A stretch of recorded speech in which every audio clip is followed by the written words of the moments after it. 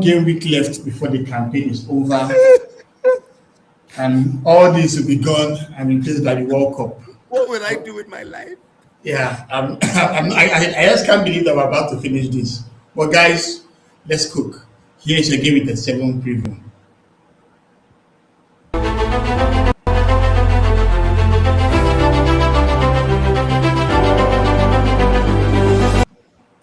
Welcome back to Over Arsenal. Tonight, I and a couple of panelists, Achike the real OG, Josh is coming through as well as Nonso. We're going to spend some time out to talk about the games that have been played in Game Week 37. And we're going to do a couple of previews for the games that are yet to be played because this game week had the FA Cup, stuck in between. So before I go into the Premier League feature, let's talk about the FA Cup for a little bit. Achike, as a neutral Man United fan, did you get to watch that match between Chelsea and Man City? And I'm hardly neutral, always down Man City. But watching the game, it was actually a good game. I mean, it was a better game than I anticipated. Chelsea did well, Man City did well. It was actually an entertaining game after everything, to be honest. It was a good game to watch. It was a 1-0, and some people usually think like low-scoring games are boring, but I think it was a good enough game. Yeah, now talking about that Semenyo goal. No, so welcome. How you doing? Oh, and the little one's back again. They're here for good. They're here for good, man. Did you get to watch the Liverpool Man City versus Chelsea game on Saturday? Yeah, I was in and out of the game, but I think I heard Ajike saying that it was pretty interesting. Like the bit I saw was the snooze fest, and then once it started getting interesting, I think at that point I'd already zoned out. So yeah. I did see the goal. It was a good goal, and to be honest, I don't think I ever saw Chelsea even winning that game. I didn't think there was a chance that they were going to win. Yeah, but I'm thinking about those close calls, like the João Pedro and the Jurel Hato. If you're the ref, you are giving those as penalties, Achike. So I think those ones fall into the category of I've seen them given, and if it's given, I won't overturn it. If it's not given, I won't be too upset either way. It was those kind of calls. And then again, that might have been purely from my neutral supposedly neutral. I was like, if it was me, if I got it, I'll be happy. If I didn't get it, I wouldn't be too happy. Because I saw the João Pedro one. It felt like a badge. Like the guy actually had intentions of fouling him, And we have Doye on the chat. He said we need to skip the Liverpool game analysis because this weekend didn't happen. All right, guys. So let's cook. Welcome again to the Game Week 37 review show. As always, we'll go through our agenda. We have the Arsenal match review. The Arsenal game is coming tomorrow against Burnley. We will need to see how Achike and Nonso talk about it. Of course, our title rivals, Man City, are also playing on Tuesday, which is quite interesting. So I think we'll cook more on the best of the rest because actually these were games that were played and we got to watch them. Okay, so Doye says that Hato's zone was a penalty, Pedro wasn't. In my opinion, I think it was the other way around, Of course, we look at our surprise of the week, injury and suspension, look at the Premier League table, and of course our game with 38 predictions. So I think we'll just start with the Arsenal match preview. This can be a review because the game has not been played. But Achike, Arsenal are just 2 games shy of winning the Premier League for the first time in 22 years. As a neutral fan, do you think it's well deserved, or do you think Man City needs to still close them down? No, I mean, anything can happen on the final day. If we're talking Arsenal v Burnley, that's a 3-0 written all over it, in my opinion. Gyökeres brace, Saka assist, brace of triple assist or whatever. It's one of those games that I think it should be done and dusted. Then final day, anything can happen. I mean, no team in the Premier League era has been on top on the final day and lost it. And I don't think Arsenal are going to do that now. I mean, I believe Arsenal will win the league. And a team that is top of the table after 38 games deserves to be top of the table. There's no doubt about it. I mean, it is what it is. Everybody had their chance over 9 months and, 380 games were played. If you're top at the end, you deserve it. And I think Arsenal will win it. So, yeah, they deserve it. Have we lost Tony? I think he's gone, guys. I think he's gone. Oh Oh no. my God, he's gone. So let's run it ourselves. Yeah. We'll, So we'll take over, bro. We'll take over. yeah, Don't let's worry. take it over, man. He's done. He's gone for. We should. Yes. So, Arsenal, Nelson, what Burnley, are your man. thoughts on Arsenal v Burnley? And Um, yeah, I think Arsenal, like, eventually they will go ahead to win the league. Like you said, the games, even by the time that by game 30, I'd already seen the last 10 games, and it just seemed to me, I feel like Arsenal have made it more difficult than they should have, because they should have, just cleaned this up before now. But the 2 games left, Burnley, like you said, I see a convincing Arsenal win, and then Crystal Palace.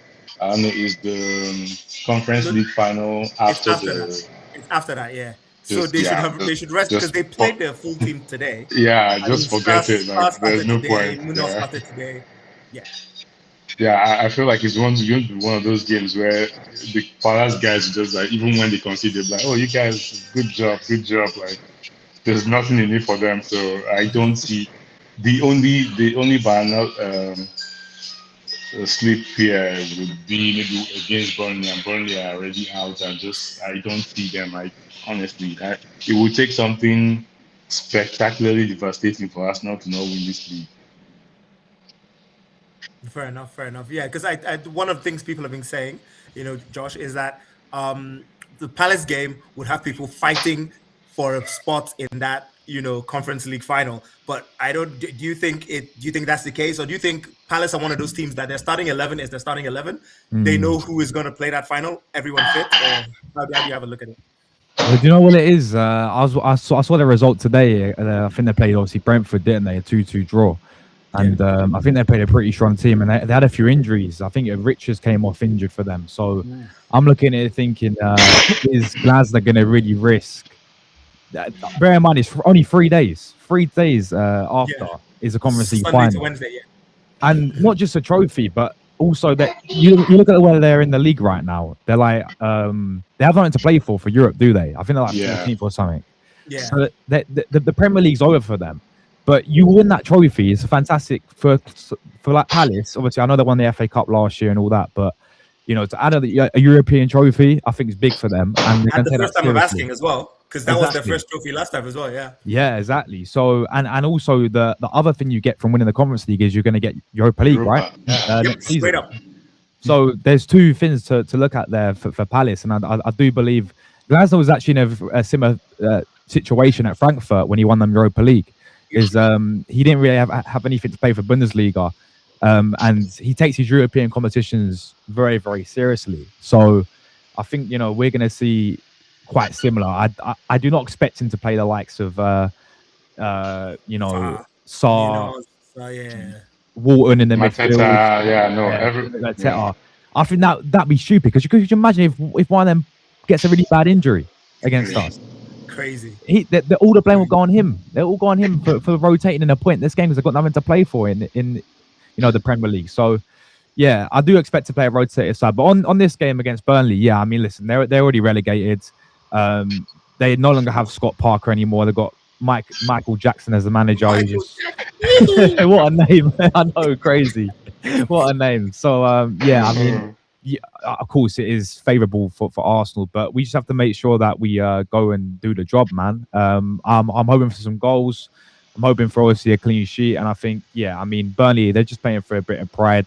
Of course, I'm not going to come into it saying the game's already run before it's even started. I think we've got to not be complacent in this game. I think an early goal is key in this game as well. If we get the early goal, 15, 20 minutes in, I think they fold. I think the longer the game goes on, 0-0, if they keep it to 0-0, a few nerves might start creeping in.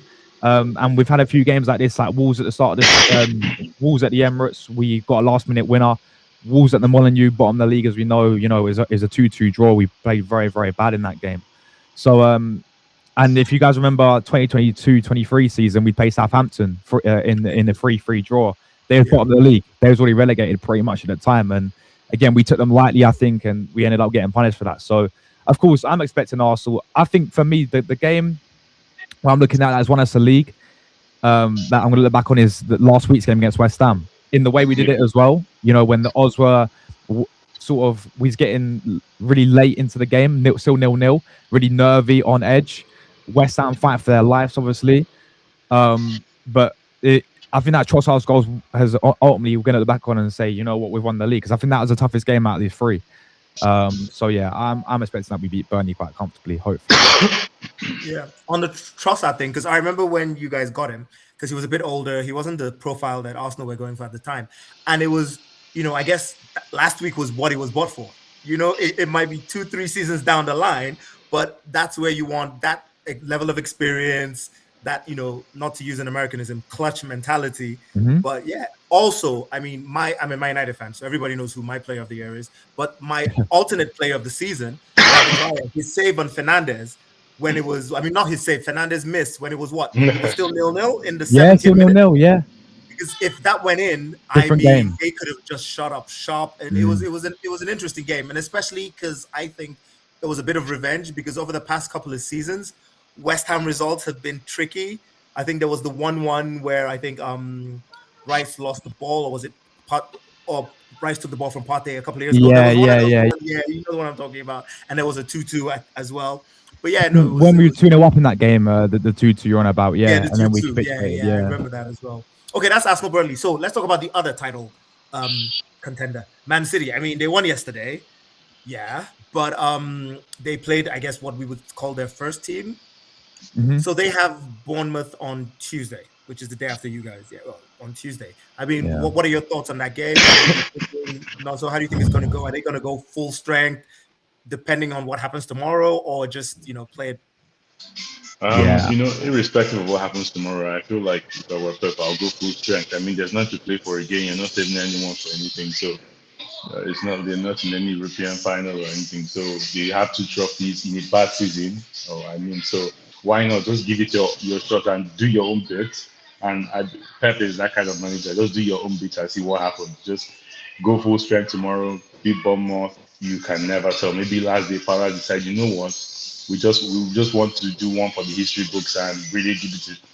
And you can never tell. But again, do your own bit. So I think he has no reason not to go full strength, because again, you're not saving anyone for any competition in the near future. So fair enough. Some people might be saying, players will be taking it easy for the World Cup, but they're trying to win the league. Although if Arsenal win tomorrow, then they are less likely to get a result, because I think everybody thinks Palace will be, like that. But Josh, what do you think the result will be? Bournemouth away is not an easy one, and they've had a whole week of rest. Man City played yesterday. Mm-hmm. They're playing in 2 days, so that's 3 days gap. Yeah. Basically, the same thing with Palace. Palace for next week, where they have a Sunday game and a Wednesday game. This is a Saturday game and a Tuesday game. What are your thoughts? Iraola's last home game. Yeah. What do you think? What do you think? How do you think the game will go? When I was looking into the running of these last 6 games, both the teams, I pinpoint the Bournemouth game straight away from home, Tuesday under the lights. The football they play this season has been absolutely a joy to watch, and Iraola is going to be a big miss. And let's not forget, they're currently, is it 6th place right now in the Premier League? Yeah. So they have the European places. Some sort of European football would be brilliant for a team like Bournemouth anyway. But obviously it could be Champions League. It could be, and this is a thing that I'm taking into this one as well, guys. Like, if Bournemouth has still got a lot to fight for, and they're going to be proper, as you rightly said, Iraola's last home game as a manager. He's going to want to have a good send off, and he's done a remarkable job for them. The football, as I said, some of the players that they got, and just to have them in that position. We're talking about Bournemouth Football Club here, AFC Bournemouth. Like, this is a remarkable achievement, just if to be in any sort of European football. So yeah, they're definitely gonna, as you said, it's a difficult place to go to. The vitality is a more compact. I think the fans are right on top of the players as well, and it's one of the smallest ones. It's the smallest stadium in the league. It's 11,000, 12,000. Yeah That's a stand at Old Trafford. Actually, that's half a stand. So I was looking at this game thinking, but Bournemouth can definitely obviously they beat us a few weeks ago. Against the big sides as well, Iraola knows how to really set up and be well organized. So I think we can see a little upset here. Having said that, Man City, obviously, this is a time, especially with Pep Guardiola. This is the crunch time for him. I feel like you do make a good point though. With hey, 80's back. 80's back. Oh my God, there goes the quality. There goes the quality. 80. Quality drop. 80, we was doing fun without you, bro. Yeah, man, it was going so well. Oh well. Oh, come on, guys, come on. No, big I up, just, man. Big up, I, 80. I, Big I, up. I just had my I was the enemies one on that overdrive for disconnected me, you. man. I was the one that disconnected you. It was all a ploy. Sorry, guys, so sorry, and thanks for holding the fort. I really appreciate, man. So obviously, Yeah, please man. go So on. we've moved on to Man City chat. You can move the graphic. No, Okay, so I'm let, genuinely serious. We continue the Arsenal chat. We're on Man City chat now. okay, awesome. So let me take you a couple of folks in mind. So we have Joan Dasim. He says yes, it's true. There's information that Raya might be rested for the UCL final. Is Teta high on drugs? Nah, that's got to be fake. Nah. That's fake news, bro. That's fake news. Hell no. Guy, he's All in right, How Burnley, can you guys. man. say You don't need overthinking it rest, like man. Pep used to do? Nah. No, and if what he experienced in the Carabao Cup final against Kepa was not enough for him, then I think he's crazy in the head. All right, guys. So the Man City game, this is one that Arsenal fans are kind of pinching their hopes on, because I think the Crystal Palace played against Bournemouth. We'll get to their game eventually, but I don't think that's a game we want to be pinning our hopes on. Obviously, we need to go there and win, no doubt. But Josh, how satisfied would you be if Man City don't get any points in this game at Vitality Stadium? Yeah, I was just saying, 80. Like this is the game I was looking at, thinking that they'd drop points anyway. I have all the games I had left. People comparing the games or the, sort of like the last 6 leading into the title race, and I said Bournemouth, man. I said Bournemouth. The way how they play football, the way how they get the results against a big side, going away to Vitality, difficult place to go to under the lights. I think this is where they could step up. But you are right, bro. We just have to make sure we do our thing first on the Monday.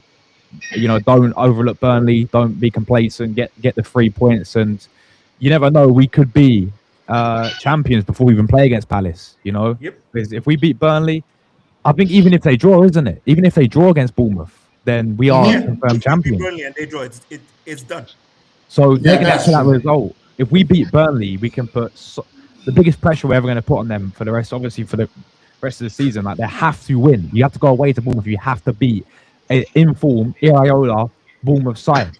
So listen, well rested as well. And they're well rested, as you said, with the FA Cup thing as well. They've just made an FA Cup final. Yeah, they won another trophy, but that it's such a short period of changeover now. So because City have played twice since Burnley last played again.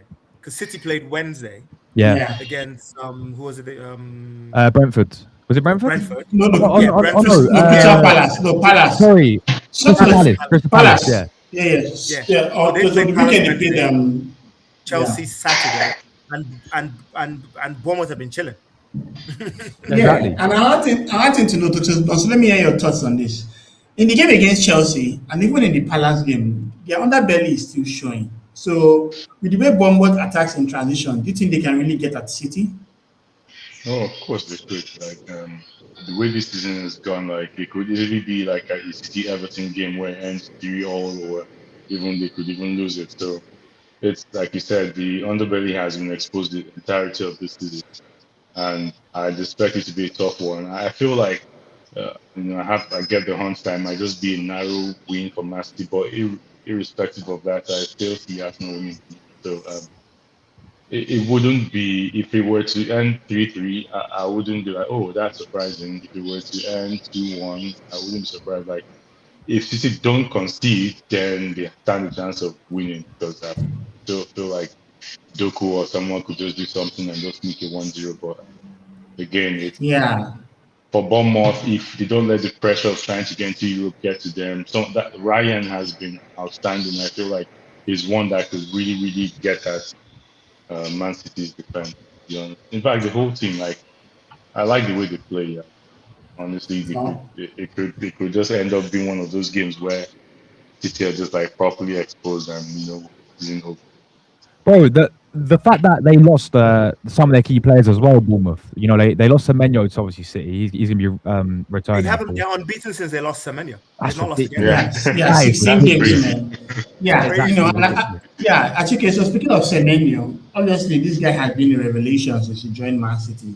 He had 10 goals in 21 games for Bournemouth, and now he has scored 10 goals in 25 games for City.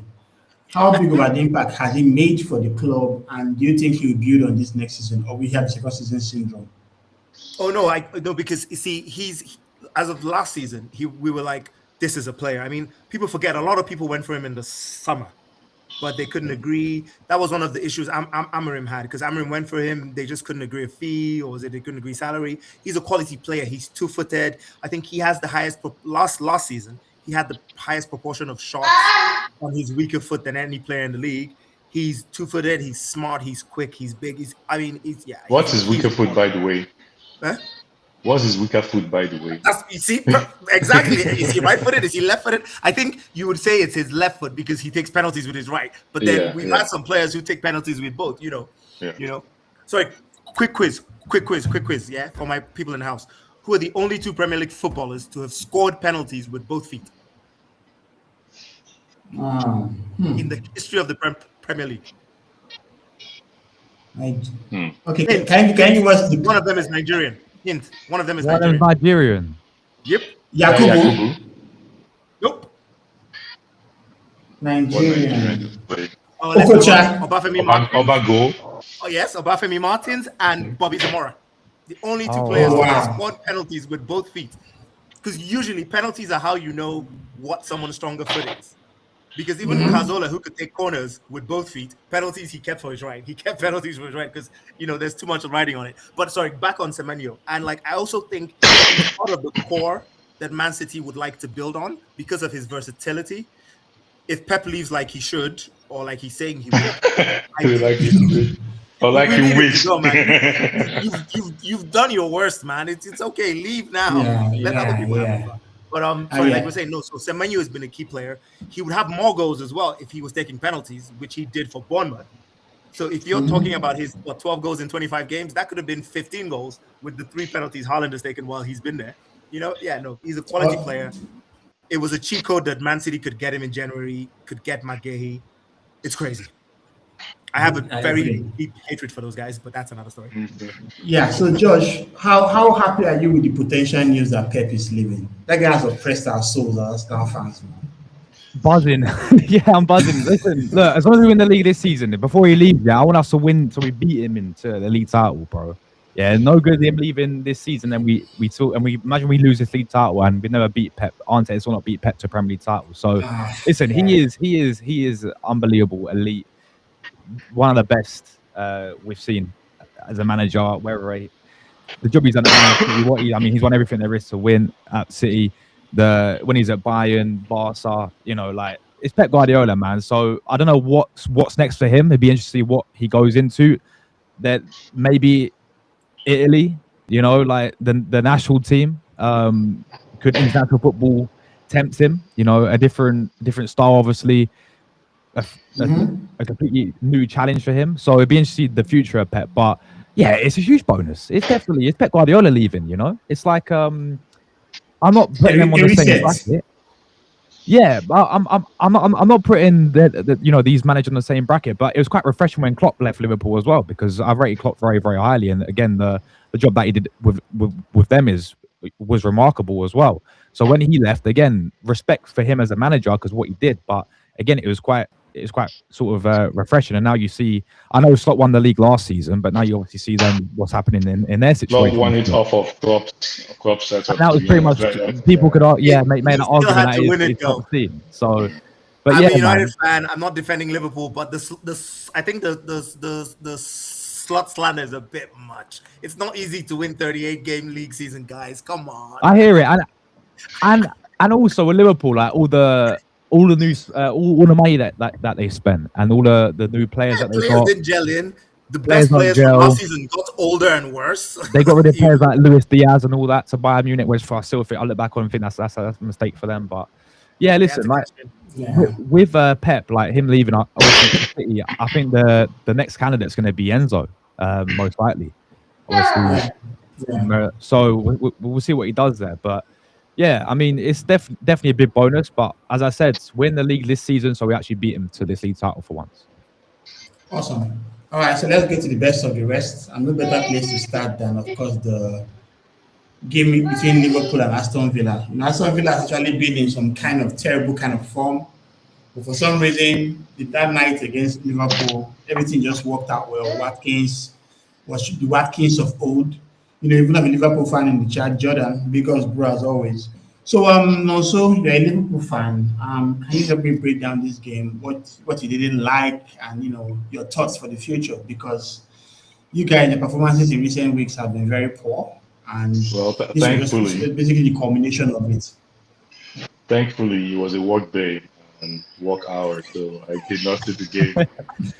But from the highlights, it's just like the statistics were just damning. Like Van Dijk was our most threatening attacker. It was supposed to go, and it was just flat from what I read and the highlights I saw. And again, I put my money for it.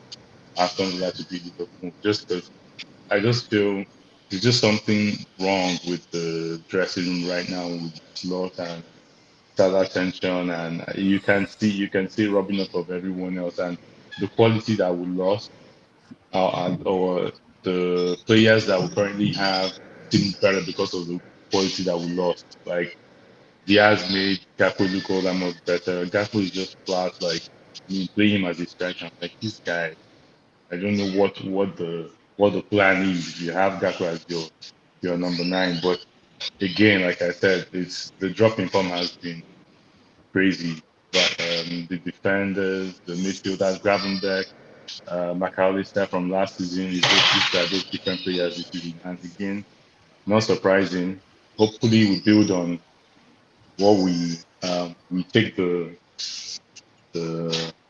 preseason to build on whatever new players we get, and then see if this set of players can gel well. So I just don't have much in the way of analysis to say that okay, this is what went wrong. It was just I think it was expected. It's just been very bad. Okay, so actually, right now, Aston Villa is on 62, Liverpool is on 59. Aston Villa has an away clash against Man City, while Liverpool has a home game against Brentford. Aston Villa has +6, Liverpool has +10. Does the potential still exist for Liverpool to keep them to fifth place, right? Very much so. Very much so. I'm okay. So I believe Aston Villa will win the Europa League on Wednesday Mm-hmm. and will guarantee their Champions League spot. I believe Man City would still be in a hunt to be fighting for the title on Sunday. So they're going to come all guns blazing. Aston Villa players will either be hungover from winning the Europa League, which I think they will be, or they will be distraught as hell for losing the Europa League. And I think Man City are winning that game all day. Liverpool Brentford is up in the air because Brentford, in the game today, I mean, I didn't watch fully, obviously, I was watching the other game, but the highlights, they had to come back twice against a Palace side that are half on the beach. Mhm. Brentford, I think, are stuck in a European spot. I think they're okay with it. I think Liverpool will still come fourth. I think they'll win. They'll beat Brentford, and Man City will beat Aston Villa. Okay, nice one. Josh, Mo Salah, this was supposed to be his final campaign in the club, and obviously he has had his struggles with injuries and form. How would you basically rank his campaign this season, especially on the back of what he did last season? That was totally amazing. Mo Salah's campaign this season, yeah, I mean, a complete drop off. But I think this is he will be known as a Liverpool great, of course, for what he's brought to that team, how influential he's been in the Champions League, in the Premier League titles, I should say. I'm not taking anything away from what he's done at Liverpool, and I'm sure Liverpool fans won't do that as well. But yeah, I mean, it's been a complete drop off for him. And I honestly think there's been a lot of speculation in the last couple of seasons that he will. When is he going to leave? If he is going to leave, and now I think this is the perfect time for him to move on. And I also think he is irreplaceable on his day. I'm looking at winners out there who they can realistically go and get, because Liverpool fans will straight away say, "Oh, there's Elise at Bayern Munich, for example, right?" Is it realistic for them to right now get Elise? Yeah, he'll be too expensive, man. But so I see them going more it's not going to be, as I said, he's irreplaceable because there's not that many winners that you look on a level of Mo Salah on his day. Yeah, at least he's doing his thing right now at Bayern Munich. But then I see him going for more like a younger approach. You know, maybe like a Bradley Barcola at PSG, maybe like a Yan Diomande at Leipzig, I think he is, right? I see him playing that type of winner. And the thing with Liverpool for me is like, I mean, we mentioned it a bit earlier on, all the money that they spent, the players not gelled together. And I feel like they have not prioritized what they needed in the summer personally. Like, I'm looking at them, they missed completely. The player they should have got is Mark Guehi, yeah, when he was at Crystal Palace. That's the guy that needed defenders in there for me, right? And they didn't go and get that. They signed Isak and Ekitike together. They got rid of Luis Diaz, which was for me a massive mistake. And yeah, looking at this game, I mean, they got paid off a part by Villa, yeah. And credit where credit's due. I know a lot of Arsenal fans can't stand Unai Emery, yeah, but you can't tell me that he ain't done a good job at Aston Villa. This guy in 4 seasons, he's got them playing European football, Conference League, Europa League, Champions League twice. Yeah, like this is Aston Villa. That last time he was in the Champions League was donkeys years ago before he came in. So he's done an absolute remarkable job with them. And he's going to win them a European trophy, I believe. You know, he's the king of the competition. Let's be real, he's won it. No, as long as there's Villa on the name, Sevilla, Villarreal. Yeah, it's a common theme, isn't it? It's a common theme. I don't know. That's how mad how it works. That's the type of manager I look at. A manager Emery, yeah, is he works so well in teams like, with all due respect to a Villa, Villa are a big club, but with all due respect to Villarreal, to Sevilla, to obviously Aston Villa, yeah. These smaller teams of lower expectations, I think he thrives in. You look at him when he was at Arsenal, didn't work out at all. PSG as well. You know, these big standards with, you know, huge football clubs, yeah. You know, where they expect win trophies, which of course is the aim for Arsenal, for the aim for PSG. Yeah, not necessarily for aims like Villarreal, for Sevilla, for Aston Villa. I think this is the clubs where he thrives at. You know, so he's done a remarkable job with them, and they fully deserve that. Ollie Watkins as well, by the way. You know, I wanted us to sign him in January. Was it last season? Last season, yeah. But I was like, because we needed it. We was desperate for an attacker anyway. Yeah, we had nothing. We had to play. In the end, we had to play Mika Marino up front that season, didn't we? Ollie Watkins. People talk about his age. Yeah, well, I mean, he's still scoring goals. I think he's on 14 this season for Villa now. Yeah, that's just in the Premier League. He's probably on a few more. He's probably on like 18, 19 in Europa League goals as well. Yeah. I've loved Ollie Watkins, even when he's at Brentford. Yeah, I think overall top striker. But yeah, I think fair play Villa. Congrats on Champions League once again. Emery's definitely the guy for them. And for Liverpool, obviously, I know a lot of their fans want Slot out. I don't know if the Liverpool guy wants him gone. I'm not entirely sure, but I've seen a lot of him gone. Oh, I want him gone ASAP. He came back just for that. No, sorry, I'm dealing with the kids here. Just give me a second.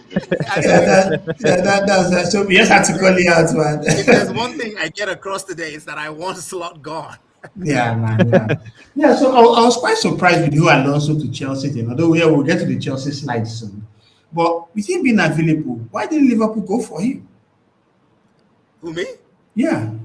Bro, so I'm not a Liverpool fan, so people might take anything I say with a pinch of salt, but I like to be objective. You see, the people who run football clubs have to look at things a little bit different to us, right? Mm-hmm. You know, we deal with the social media issue as fans every day. We're dealing with all sorts of things and all that. You see, I can't fathom it because I've been watching football for a long time. I know I don't look as old as I am, but a manager that won the league in his first season, he surely has more rope than people are giving him. Come on. I mean, come on. This is not, I mean, like I said, I agree. We were chatting earlier. Yeah. If we're being objective, though. Like, come on. Especially, and you know, people they forget to bring this up a lot. And sometimes I think they bring it up too much. So I'll just bring it up just enough. A lot of those players lost a very good friend. People keep forgetting that. Salah lost a very good friend. Now, some people say it's a great thing that every 20 minutes the fans clap it. Sometimes I think it can be too much because you keep being reminded about it. People deal with grief in different ways. These guys lost a very good friend. Also, there was a shakeup. I know it seems like, oh yeah, but I mean, we bought more players and all that. I mean, Jeremy Frimpong was coming from the Bundesliga. Conor Bradley's been injured half the season. Trent was a very important way of the way Liverpool built up, right? Yeah. Luis Diaz, I understand why he was sold. He was at that age where you can either cash a lot of money for him, or you give a 28, 29-year-old a long-term big 5-year contract. Yeah, Darwin yeah, Nunes as well. For no, no, all but before you continue, Diaz had the same issue with Gakpo, and Gakpo was given that exact deal he wanted. no, but Gabo is younger. You have to look at you have to look at this. I mean, these are businessmen. People running these clubs have to look at it as a business. If Diaz resigns and is only downhill from there, all resale value is gone.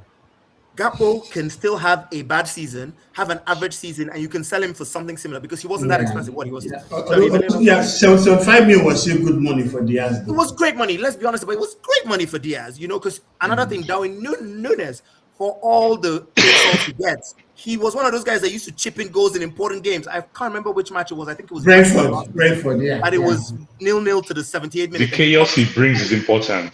Newcastle, those players, they have the little things they do. They lost him as well. Also, he could have been a good presence in the dressing room. We forget about that. Sometimes we forget, okay, these guys lost a friend who lost his life, lost 3 friends in teammates that they had camaraderie with that have come in. We don't know how Isak is in a new dressing room with his £125 million price tag. Wirtz is a player I love, and I hate the fact that he plays for Liverpool because I feel he's a generational talent. Kirkes is coming in. Yes, he's a hot shot in Bournemouth. Dude, 11 people screaming man on or pass the ball every week in Bournemouth is nothing near to the 58. It's 58, right? 58,000 people in the cup screaming. You have to adjust for that step up as well. Frimpong came from Germany playing as a wing back. We all know the German tax. German football can be a bit.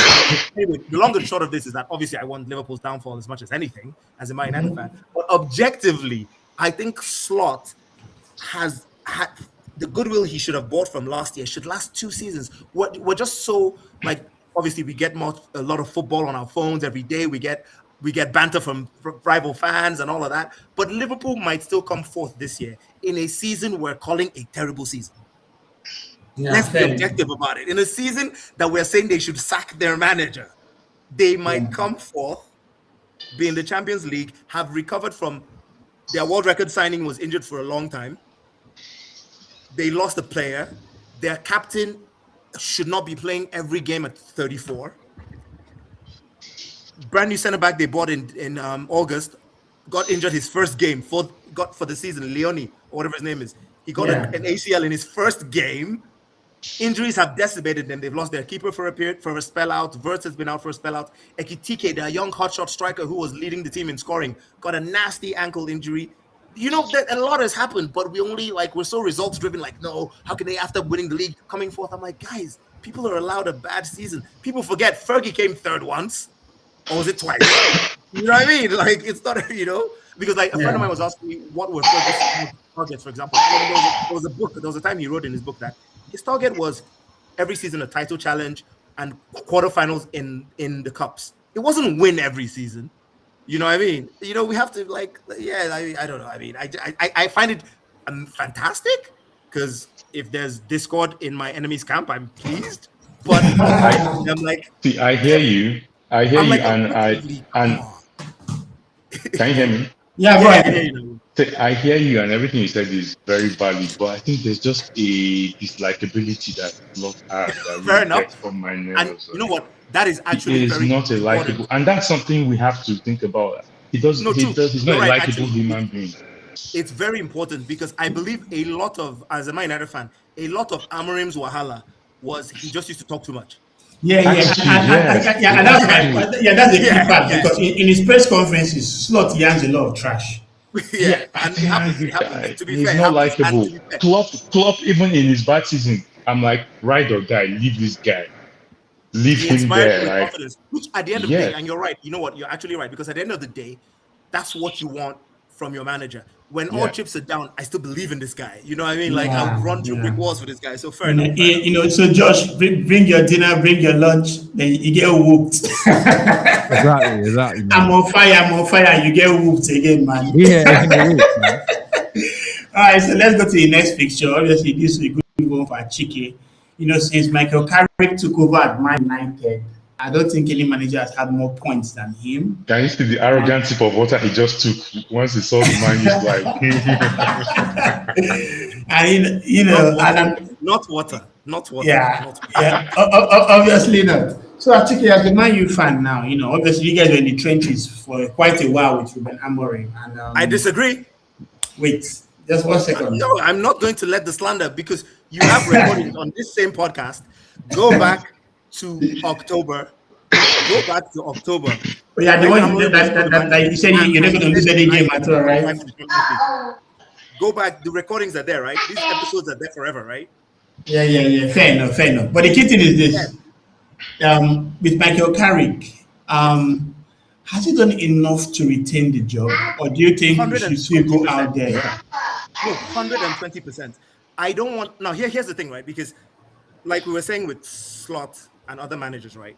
And we've watched football long enough where let's put it. Let me use these examples.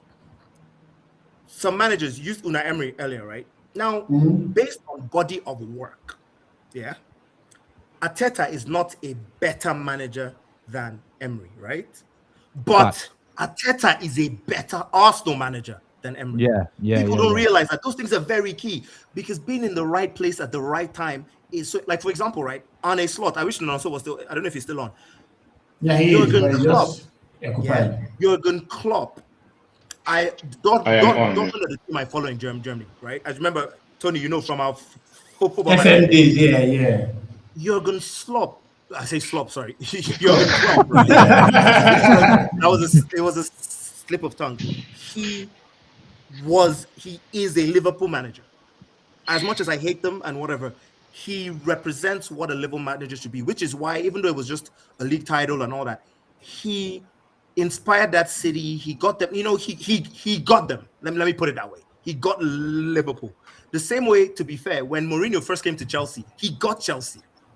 That West London arrogance, I'm not saying I'm a normal one, I must be a special one. I'm a European champion, that whole swagger from the boys with money, West London, because we forget that Chelsea always had that, they were not great in the league, but they were winning like the Cup Winners' Cup in '98, FA Cups, all that kind of thing. So with Michael Carrick, right, he might just be the right manager at the right time. Now, why I defend Amorim, right, is I don't know if you know the concept of a vanishing mediator, right? Sometimes when you're going from two places in philosophy or in context, right, sometimes you need someone in the middle who bridges the two places you were coming from, and they're often forgotten. Amorim will be forgotten by many Man United fans. I know that for a fact. Yeah, sure. There are a lot of things I've seen us change from the late Solskjaer, early Ten Hag days that I know as a result of Amorim, if that makes any sense. Because remember, I came here in October. I told you that when I saw there was a run of games we had that I said we wouldn't lose one in those games, any of those games. Yeah. We lost only one of those games, and that was to Everton, the 1-0 with the red card. It was a run of 17 games. I was like, I don't think we're going to lose any. But was Amorim going to have that same run of results? I don't think so. No, it was Amorim that had those results. No, it was Amorim. Try to remember. That's what I'm saying. It was Amorim. Bro, did you want him to stay? Oh, yeah. I didn't want him to leave when he left. Yes, I didn't. Okay. Yeah, I didn't want him to leave when he left. But I understand why he left, if that makes any sense. Okay. I understand because, you can't talk shit about your bosses. And expect to stay the next day. It's just, I can't defend that. But I'm just saying that, like the people were putting up the stat today, how we're the only team in the league that haven't lost back-to-back games this season, right? And everyone's like, oh my God, Carrick this. I'm like, Amorim was manager for 19 games, bro. Like, so 19, you have to give him his, like in my Man United groups, when they were like, for all the shit we went through Amorim, look at how good we are on the Carrick. Now I'm like, okay, great. I understand that we're winning more games, but the first 19 games, he didn't lose back-to-back either. Our underlying numbers were a lot better in the first 19 games, but here's that tangible. And he was sixth, actually. Yeah, he was sixth, and you know what I mean. It wasn't like he was far off, but Carrick has this calm that he's bringing, because Man United has been a circus because the media attention is crazy. If the manager sneezes, they're like, "Oh my God, is it because players are upset with him?" But Carrick, have you seen his press conferences? They're the most boring things in the world. The most boring things in the world. He answers questions like not like he doesn't want to be there, but it was just like, oh yeah, that's a good question. I think you have to take it the way it comes because, this team, we're just trying to do well. The players are good and we can do well because, it's Man United and we're going to do well. End of story. Amorim would have gone into 3 or 4 lines and then we'd have a headline the next day. And then the whole week we're talking about how Amorim said, because people forget, Amorim in a press conference said he's tired of the Kobe questions, that Kobe is part of this team and is the future of Man United. People forget he said that.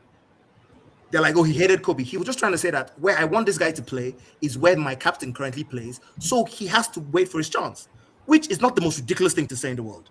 Yeah, But it was, homegrown talent. He wants him to go. Anyway, long and short, Carrick deserves the job because anyone that comes now will be set up to fail. If anyone comes in and is not having as good a time as Carrick, it'll be, why didn't you keep Carrick? Yeah, true. All right. Wait, can I ask? Do you see you guys in the title race next season if you go in the summer and sign the additions with Carrick?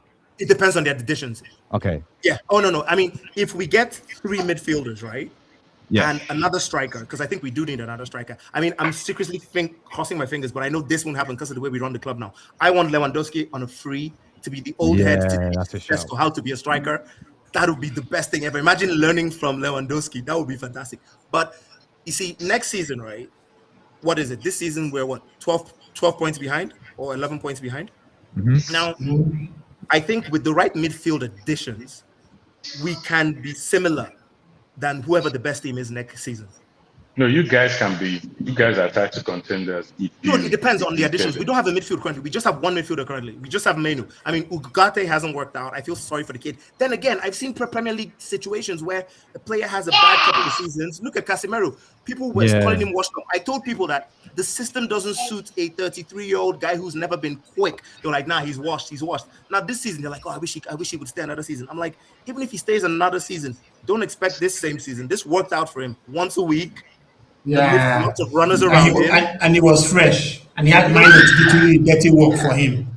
If we don't get 3 midfielders next season, we're setting up ourselves to fail. And Man United has a history of when we qualify for the Champions League, we don't buy because we feel mission accomplished. It's when we fail and we're trying to qualify for the Champions League, then we spend all our money. I mean, Jose Mourinho got 81 points, and they gave him Diogo Dalot and Victor Lindelof.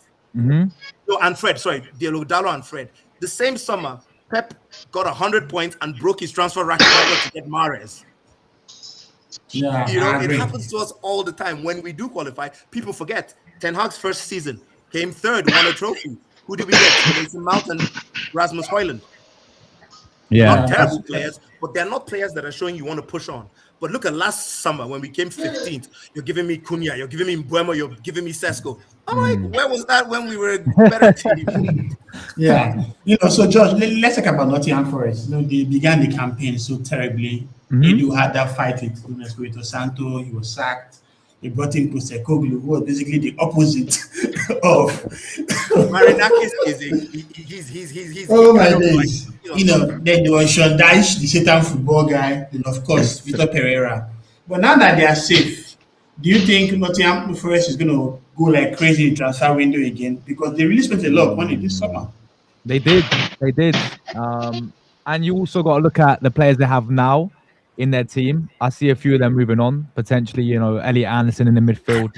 He's been what a player. Wow, incredible, isn't he? Absolutely incredible. So yeah, they may do the business again, but I think they've done well to get out the mess that it was in, though, because obviously they managed to stay up compared to, as you said, the start of the season. It was all completely going pear shaped with getting rid of Nuno, man. And I think it was. Remember when he came on the pitch? I can't remember who they played. That was last game. It was second to last game of last season where the owner came on the pitch after they blew a 2-0 lead against Fulham, I think, because Awoni was injured and they didn't take him off. You can't what are you doing, mate? Taking the mick out of your manager in front of the whole stadium. Yeah. So that was and Nuno did wonders for them, man. Like to play a European Europa League, right? And I remember last season at one stage he had them third, didn't he? Yeah, they were third for a bit. They actually lost Champions League qualification on the last day when they lost at home to Chelsea. Yeah, exactly. So that was mad. Chelsea, Newcastle, and them that were fighting for it, and Aston Villa. Yeah, so this crazy, man. Obviously, like he goes, and then they get Angie and Sean Dyche. They go through a whole list of managers, and then now Vitor Pereira. I was surprised that they up at the time because I think he got sacked at Wolves. He got sacked at Wolves, didn't he? I was thinking, wow, that's interesting appointment, but.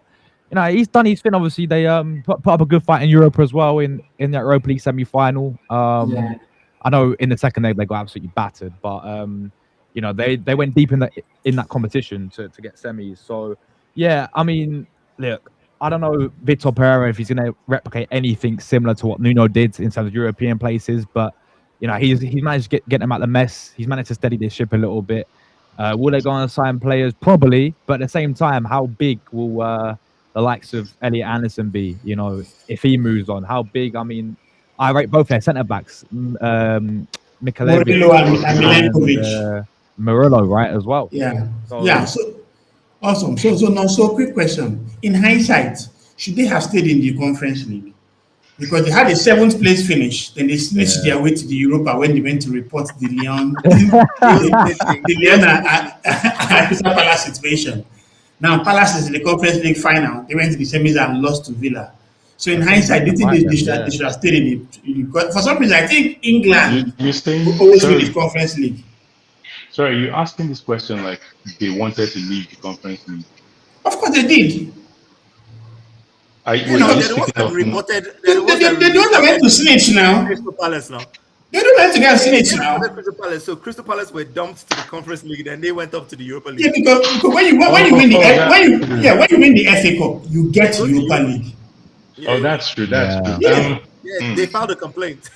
exactly. Well, I think see, there's nothing wrong in being ambitious. It just felt like it's not the Champions League. It's like, okay, given how they were going, I mean, the further you go in this competition, the more money you get, isn't that so?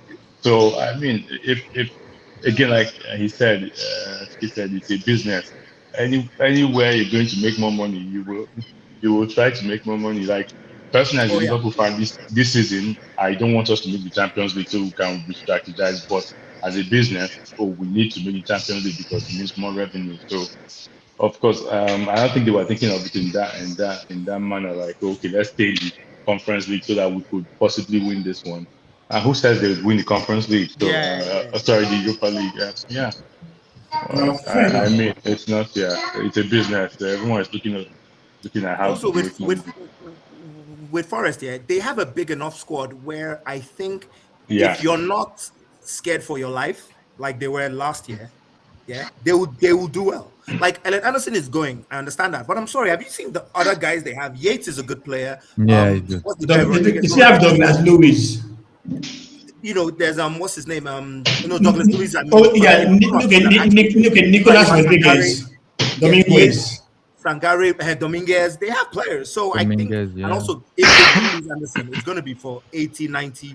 100 million, yeah. And they were probably like 4 or 5 guys. Another thing we need to remember, and this is why I say football, because of the proliferation of football that we deal with it every day with our phones and everything. Elliot Anderson was a PSR deal. Like Newcastle looked at who can we make some money off that is pure profit from our academy. And that's how we got to Forest. 3 seasons ago, none of us were talking about this guy like the next best thing since sliced bread. But because then again, he wasn't playing consistently. That's my point. Is that, but like in 2 years now, we're looking at 100 million. Like, it's one of those things where, like with managers, right fit at the right time can do wonders for you. Some players you think are just okay, they get in the right position. Like, sorry, not to bring it back to my United again. Like, as much as I'm happy with the Bruno assists and everything, right? I miss 2020-21 Bruno. 28 goals, 18 assists Bruno. Bruno that used to shoot from anywhere. Do you know what I mean? Like, people forget. I mean, I know what did we come that year? We came 4th or whatever it was. I don't know I can't remember. But it was exciting. If that makes any sense. I mean, obviously, he's young. He's older now. He can't do all that. But, sometimes the right place, you can be in the right place at the right time. Like, Adam Wharton is a good footballer. I think he's a very good footballer. But I don't think he would be fantastic in every other team. Yeah. There's some players, there's some midfielders that I would die for any day. Like, I mean, before he went to you guys, I was actually advising. I'm sure some Arsenal scouts are the ones that listen to me about Declan Rice. Tony, tell him. No, I've been talking about Declan Rice since he was an 18-year-old, since he was a 17-year-old. Wow. I remember Arsenal fans were like 100 million. No. I'm like, you guys don't know what he will. You can build your team because you guys got him at what, 22? You can build 10 years on that guy. Some players are like that. Also, we missed it earlier when we wanted to mention people that Liverpool might get. Sorry, Jared Bowen to replace Salah, but he's 29. And Harry Wilson, who came from the Liverpool Youth Academy. Yeah, also true. A right-sider with a left foot. He's on a free transfer. That's a good one, yeah. That's true. Fair enough. All right, let's go to the next slide. This one was quite interesting. Brentford locking horns with Crystal Palace. Everyone is talking about how Crystal Palace are so focused on the Conference League final, but at the same time, you need to keep your players fit. So Josh, did you watch the game? What is the take on the squad they put out? Obviously, Matita was benched for Strand Larsen, but they see had the likes of Munoz, Mhm. Sam, Mitchell, some key first teamers. And of course, they were led twice in this game before Brentford pegged them back. How has their campaign been, in your opinion? Do you think they are too much focus on the Conference League that affected their league campaign? In terms of Palace's campaign overall, Yeah. yeah, but potentially, like I think, I mean, firstly, just on the game and the whole rotation side of things for even our game as well. I mean, we did mention this a bit earlier about Palace, and they had an injury, didn't they, to Richards? We were saying earlier. No, it wasn't So- Richards that got injured. It was the guy who No, replaced him, no, Riyad. just Riyadh. Oh, sorry. Riyadh. So Richards came on for Riyadh. yeah, Riyadh gets They injured, were but resting Richards and still had to use him basically. use it. Yeah, exactly. But this is what we were saying. We were saying, 3 days when they play us, right? What if Sarr or Mateta or Walton, there's that risk there, bro. So potentially, and they get injured against Arsenal playing a meaningless game when it's like they have nothing to really play for, whereas they can play Conference League and win the trophy and get European football next season. Yeah, Europa. It From will be on 15th. Glasner. Yeah, from 15th, exactly. But it will be, people will say, oh, what, why is he playing a full strength team? So I do get your point, AT. You have to play these players, keep the momentum going, play them into their form, keep their form going. But at the same time, I mean, when it comes to the Arsenal game, I do think we should see a rotated side.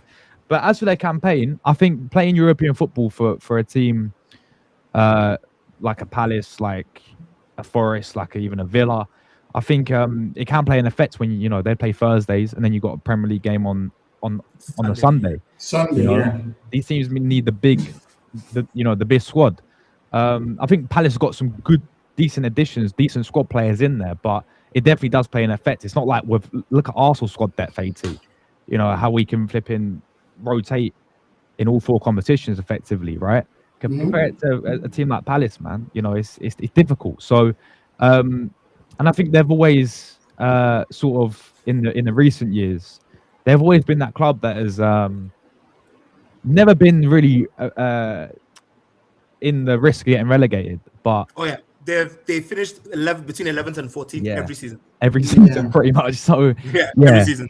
11th and it's 14th. not What is that, Crystal Palace? Crystal Yeah, Palace. yeah. Yeah. So it's not really a surprise for them, but it's just more. They'll be definitely prioritizing this Conference League, man, because people can disrespect the Conference League. Because I get it if it's a big name, like obviously Chelsea were flipping. They won it last season, yeah. But it's Chelsea, Chelsea Football Club. This is And they Crystal played Palace. a whole different 11 every time. Yeah, no exactly, jet lag, no exactly, travel, exactly. none of that. Palmer only played the final, I think. Yeah. That's the only game. Yeah, literally. So, but I mean, you look how much it meant to a club like West Ham a few years ago. Yeah. When they won it. So I think it has on a level. I think it's still Palace will class it as a big achievement for them, man. Yeah, I agree. And funny enough, the only English team that didn't win the conference was Aston Villa. Yep. Funny enough. But they who were- did they lose to? Olympiacos. Olympiacos, I think. Yeah, That's yeah. it's Yeah, Marinakis. one of his teams as well. Okay, so Chike, let's talk about this comment from Johan. They were like, Crystal Palace should rest all their players. The under 20s can do it against Arsenal. So Arsenal was winning only. Obviously, so what's the honest take on this whole Arsenal about to play in 3 days? You must rest your players. Glasner making a fun of it in his press conference. Bro, are you like? I don't like how short are our memories? Does anybody? So, Real Madrid have won the Champions League 15 times, right? Mhm. They've only done the double 3 times: their league and the Champions League, right? Only 3 times. Now, one of those was not 15-6, was 2017 when Zidane was like, "Okay, we can actually win the league." Ronaldo didn't play an away game from the end of February. He didn't play an away league game from not February, maybe like the middle of March.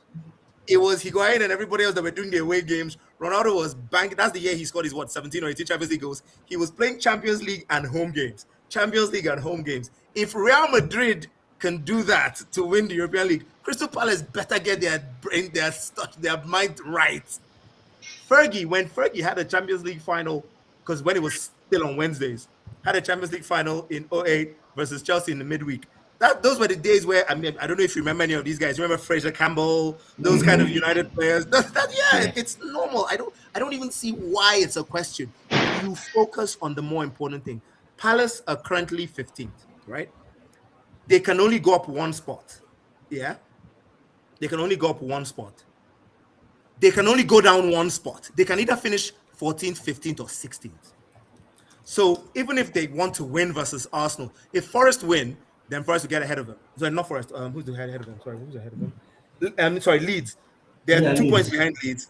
Fulham are 4 points ahead of them. So the best they can do is 14th. The worst they can do is 16th. There is Yeah. no reason for them to play a full squad. And don't tell me about integrity of the competition. They are not affecting anything regarding themselves. They can only drop one spot or go up one spot. If Glasner does anything else apart from play a second team, if I was the owner, I would sack him as he announces the lineup. Like he announces the lineup, right, in Selhurst Park, right? I will come down the way Kevin Keegan resigned in the toilet. I will come down and sack him. All It right, all would be right, the fair. dumbest thing ever. No, All right. I mean full 11. Like Yeah, I if I get see you. I get any you. regular starter there, if anybody that plays that starts that game as maybe the keeper Yeah. Okay. starts on Wednesday, Glasner is and he's really against Crystal Palace. It makes no All sense. right. All right. The Cool. prize money in the difference on 15th and 16th would be equal to the same thing as winning the Europa. So if you wanted to make it a prize money thing, because it's 3 million, I think it's £3 million per place in the league, right? All I'm right. sure the Europa League winning money is more than £3 million. Probably. Probably. So I agree. it would be I would be shocked. I Awesome. would be Awesome. shocked. All right. So we just leaving. Just give us your closing comments on Game Week 37 in general. I just want to get your thoughts on that before you leave. Over in general, decent, man. I think the best game is obviously the Villa Liverpool game for me. That's the one. To be honest, because I didn't catch a lot of these games. But yeah, I did watch that one, the Villa Liverpool one, man. So that was always great to see Liverpool get battered with all due respect to my friend over here, man. But no, thanks for having me on, 18, man. Always a pleasure, and nice to meet you guys as well, man. And hope we Nice can one, do nice more shows as well soon. All right, Yeah, guys. So I'm going to put his site, his web channel on the description. His true gunner is the goat. When I'm seeing a bro. kid in the business. All right, man. Always good to have you. I guess I'll see you on Rory stream on Tuesday, man. Cheers, Stay safe. boys. Have a good one. Yeah, cheers. All right, so let's go to the next fixture. This one was between Everton and Sunderland. I didn't see this coming. You know what I think? I bought Because Dewsbury Hall because of this game. The bastard gave me 2 points, and I bent Morgan Rogers. That's my bench. I sold Star to get Drisby Hall. I sold Justin to get Tatowski and brought in Pickford. yeah, Before the start of the game week, this was my team. I had Morgan Rogers and Simon midfield. Had only one striker. I decided to change it last minute. Sold Star for Dewsbury Hall. Benched Morgan Rogers. That worked out perfect. yeah. Like, so funny enough, I'm a guy that likes taking hits. I was this close to selling Van Dijk for Tarkowski, but like, let me just leave it. That kind of stuff. Everton were shocking in this game, man. I don't know whether you see them trying to blend to the Hugh Dickinson Stadium at Chicken, but their Last game at home, you fixtures. can qualify for Europe. They had no excuse. Like they had no bloody excuse, man. If they had won this game, they'd have been on 52 points actually, 8th place ahead of Brentford because they had a good goal difference. But obviously, you see where we are now. Sunderland, the team that has really been struggling in recent times, managed to get these results. So overall, can you give us your honest take on the game? Who, me? Yeah. I don't know what. So here's the thing. To be fair, Sunderland played very well. Sometimes we forget because we want someone to win so much. Well, like when they lose, that they messed up. Sunderland did well. Sunderland, I mean, bro, I know it's unpopular opinion because they are in the lower half or not really fancied. Granit Xhaka, player of the season, not for just being on the pitch, because I can see some Saka in those boys. You understand? I mean, Tony, you get this a lot because you're an Arsenal fan. As much as he had beef with them, he has some scoyon. Because even the way he left Leverkusen, you can see the kind of mindset he has. Like, this is a project that I really fancy. I'm going to go there and run things. Hey guys, I'm good to go. Ten Hag is like, no, we need to keep you. You're a captain. We're already losing verse and rest. Like, nah, bro, I need to go. So I can see that mentality in the way they play. They don't give up. Like our game with them last week, we were lucky to get a draw. I'm not gonna lie to you. Our first shot on target was in the 80-something minute from Man United. It was, was in the 90th minute. Like Sunderland are a well-drilled squad. They've had some. I mean, I guess because they run so much on desire. Their losses recently have been teams who wanted it more for different reasons, fighting relegation. Like that Nottingham Forest game. I think Forest were like, you know what? This is a game. It was 4-0, right? At the end. 4-0 first half, man. Like this is a game that we need to hit these guys hard. It's crazy. And of course, I love this comment from Ibuka because if you remember the last 2 or 3 campaigns, every team that came from the championship basically went down. Yep. And you had Sunderland coming in from the playoffs because I think Leeds won the league. New players. Yeah, Leeds won the league. Burnley were the second team promoted, and they had to kick for the playoffs. And typically, they don't really respect that playoff team because you're like bodied between 3rd and 6th, and you just whistled your way in. They sold their 2 best players because they didn't think they would go up. Remember, they had agreed to send the guy to Brighton. I've forgotten his name. Tom Watson. Tom Watson. Yeah, that their midfielder. Agreed to send him to Brighton, and then Bellingham's brother was always going to leave. Joe. Yeah. His deal with Dortmund was already in the works, and then they now get up and you're like, what do we do? But they bought so well. They bought the right mindset type of I really love the signings they made this summer. They were like, and you know why we love them? Because they gelled. That's the thing. True. Because Nottingham made a lot of signings too, and obviously they were on the team. And some people might say it's the lack of pressure because they hadn't been around in a while. They were building up to this. I mean, they had qualified for the playoffs with like 6 games to go. So they were playing their second string team for the rest of the league. They lost like 5 in a row to end the season before the playoffs. And it was just, wow, I'm so impressed. Their manager deserves, Enzo Lefebvre, he was a hot prospect in France. They have players there that Robbie. I mean, not that this means much. Ten Hag really wanted him for United when he was around because he's one of those strong strikers. He reminds me of Boni. Yeah, he looks better in England than he did in Holland because in Holland, because they like to be flashy, technical, he looks like a bit of a bull in a china shop. But in the EPL, where you and centre backs are giving each other suplexes, he fits right in. Yeah, I agree. Look about Roger Lebris being a top manager, how he was able to spot talent. Yeah, when he was at Lorient, he had them like Ruby Junior, who Bournemouth took, and you can see how they are really enjoying him. I agree. All right, so let's go to the next fixture. This one was an interesting one. Leeds versus Brighton. Brighton were actually in a good run of form also for quite a while, and it seemed evident that they were going to make Europe. But their recent results have kind of showed a different. This against United said that they need this game for anything. But still managed to get a goal from DCL. This was DCL's 14th goal of the season. How surprised have you been with DCL since he joined Leeds United? From Everton. For me? No, so. I would say like it was like a rebirth, to be honest. Like I feel like the way things were going at Everton, it just seemed like his career was done. So this was like really good for him. I just call it the rebirth of this year. Like he came and just found himself anew, no pressure. Like there was also pressure at Everton, like guy leading the line for Everton, but he came here like, okay, let's get you for your experience, not because we thought you were. Remember the season started not him as the main striker. It was that guy's name? Pirot.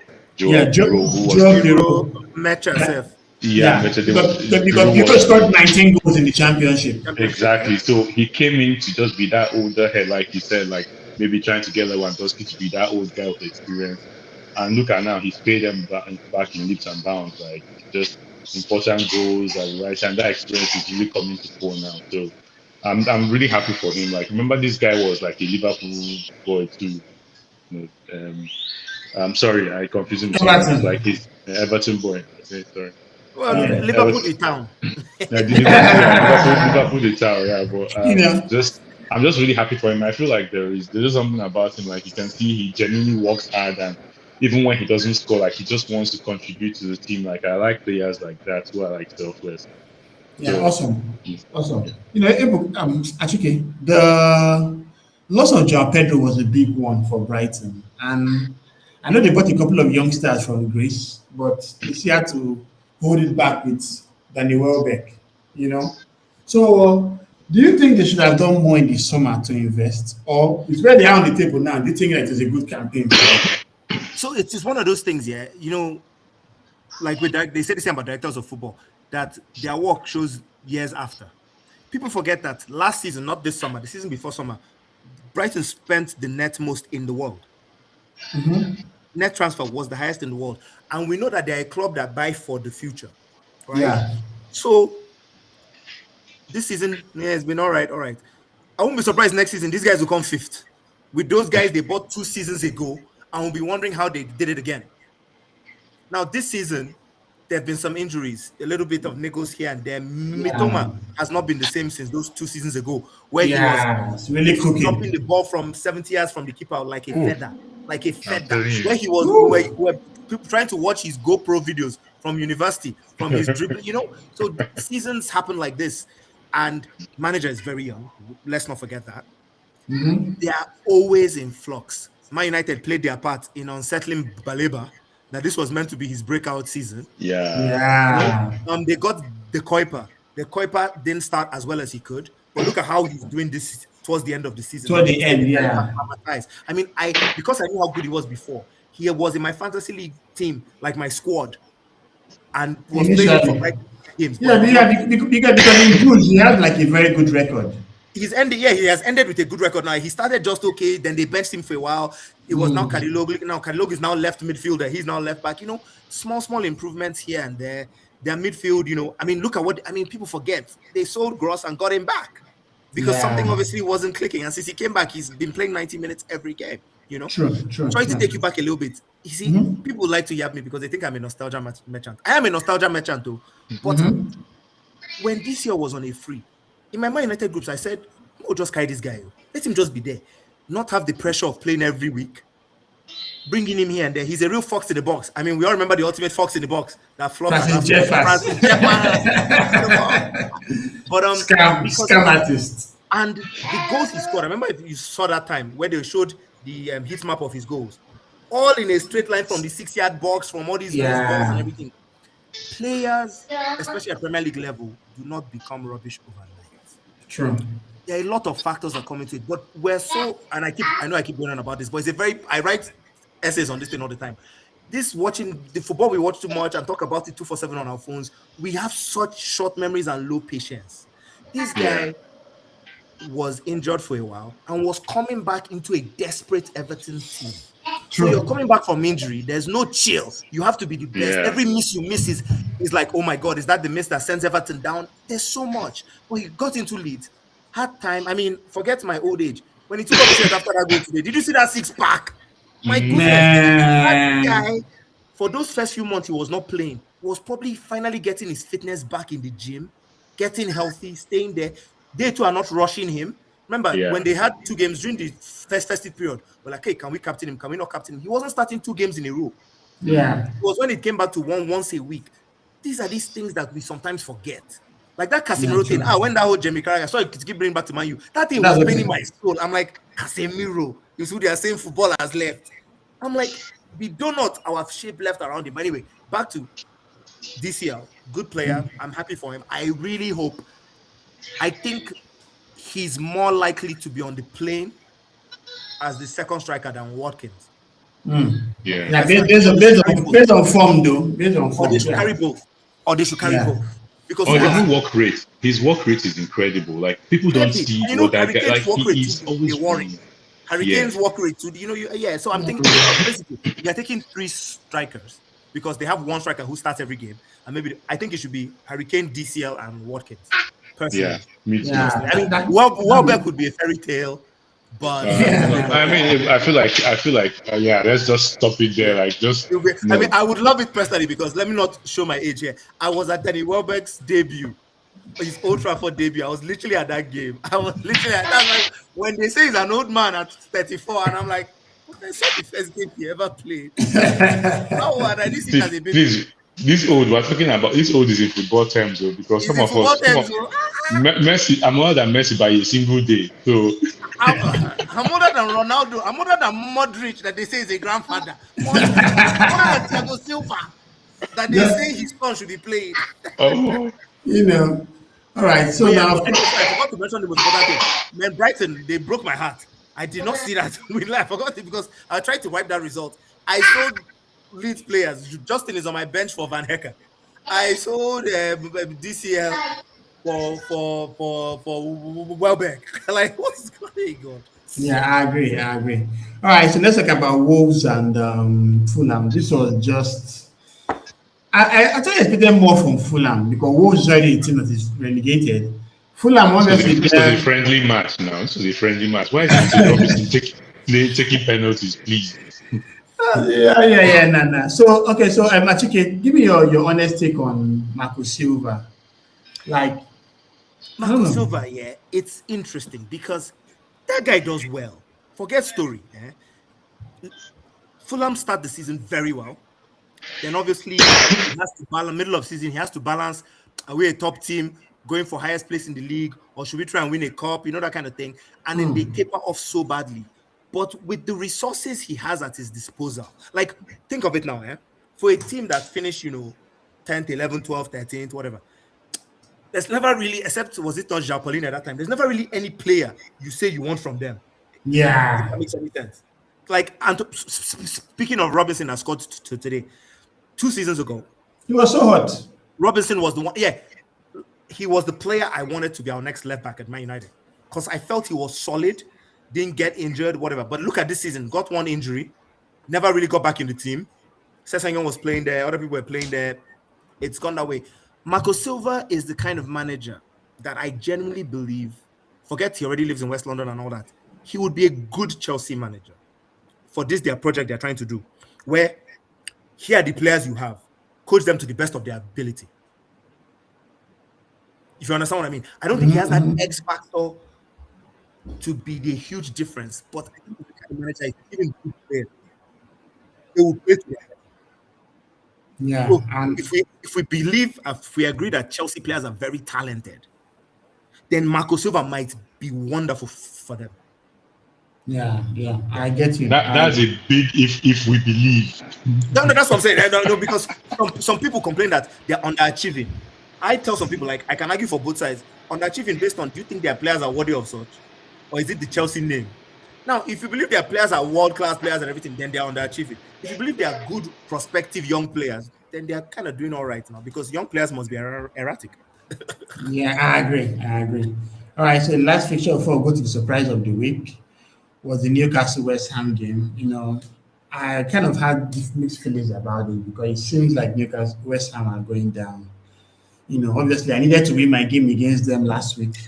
See your life. I was about to say, when you were winning them last week, you did have mixed feelings. See your life. I needed to win them last week, but I think they had themselves to blame. They had way too many home draws this season. Especially, obviously, they started badly with Potter, and Nuno came in, tried to steady the ship. But, do you think that they are done? So I think West Ham are done, and I think they've been done for a while. Now, this game, I can't really talk about this match because I was at Mass, so I didn't watch this game.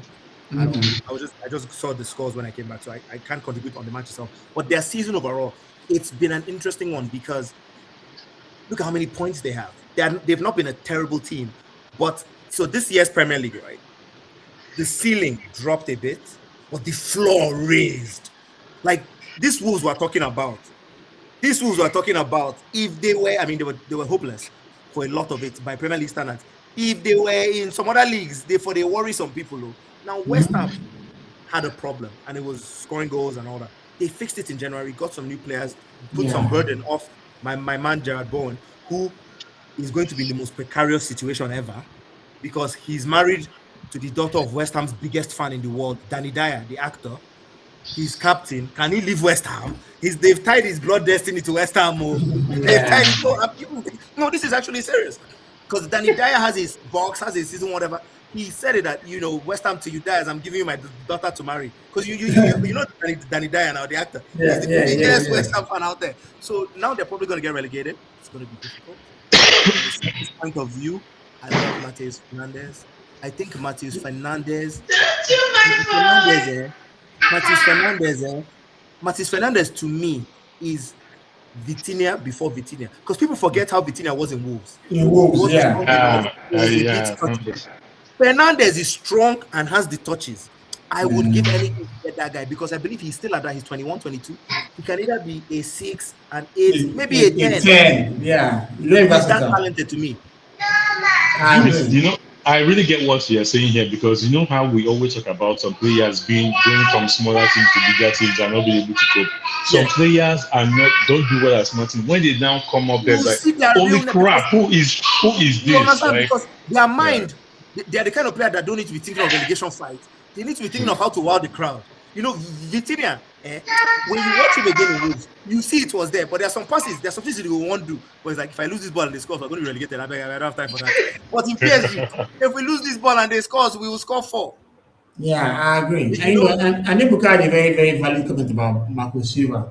How sometimes they can be in a relegate. Oh, no, this is about is West Ham. West Ham, actually, not Marco Silva. Okay, yeah. How can you be in a relegation and lose 3 games in a way it matters the most? Well, About I look at the teams they played now. It's not my yeah, mindset now. and they played away to Brentford, home to Arsenal, away to That's not the Newcastle. worst thing in the world. Yeah. I think what they need to regret that when they drew at home to Brentford, or when they drew at home to Bournemouth, or when they drew with Man United. That's a very Yeah. late goal that Sheshko Yep, had. yep. All those kind of things to come back to haunt them. Bec- Right, But bro. to be fair to them, we're lucky in that game. They were off the line clearances. Lenny Euro had one that he ran back the defender. It was I mean, it'll be sad to see them go. But as a fan of the product, let me talk like a money man. I'd rather have Tottenham in the league than West Ham. Yeah, true. Okay, let me ask you comments about Matthias Mane, that youngster that kind of broke out at Wolves. Do you think he's going to join any Premier League team when they get relegated? If I was Wolves, I would never agree to that. I would keep him for next season. Let him be the best player in the championship, and then even sell him as we're coming back up.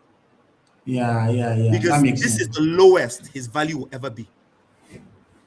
True. This will be the lowest his value will be. And if they allow him cook in the championship, then maybe he can actually have some more valuation on him. Or they can bring him back and now put him back on the Premier League stage to sell. He's young enough. People like Mateus Fernandez, because they bought him, so you need to recoup some money. He might be on high wages. Mane is a homegrown boy from nowhere. Because let's put it the other way. Is what Leeds did with Wilfred Nyoto now. Yeah. People forget. People wanted to buy him. He even said he would do strike. They're like, no, we need you in the championship. We're going to. And he cooked in championship. He has now come back to Prem. They've had other ways they're playing because they realized they needed to win. But by next season, now they've consolidated as a Premier League team. Notto might cook.